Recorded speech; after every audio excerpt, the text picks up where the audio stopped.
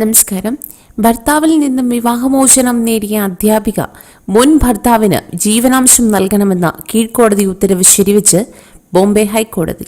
സർവകലാശാല അധ്യാപികയായ യുവതിയാണ് മുൻ ഭർത്താവിന് മാസം 3000 രൂപ വീതം നൽകണമെന്ന് കോടതി നിർദ്ദേശിച്ചത്.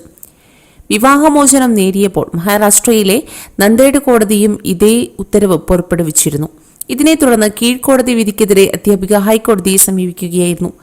ഹിന്ദു മാരേജ് ആക്ട് പ്രകാരം പങ്കാളികൾക്ക് ജീവനാംശം ആവശ്യപ്പെടാമെന്ന് വ്യക്തമാക്കിയാണ് കീഴ്ക്കോടതിയുടെ ഉത്തരവ് ബോംബെ ഹൈക്കോടതി ശരിവെച്ചത്. 1992 ഇവരുടെ വിവാഹം കഴിയുന്നത്. 23 വർഷത്തെ നീണ്ട ദാമ്പത്യത്തിന് ശേഷമാണ് 2015 ഇരുവരും വിവാഹമോചിതരായത്. നീണ്ട 23 വർഷക്കാലം തന്നെ മാനസികമായും ശാരീരികമായും ഭർത്താവ് ഉപദ്രവിക്കുകയായിരുന്നുവെന്ന് ഭാര്യ കോടതിയിൽ പറഞ്ഞിരുന്നു.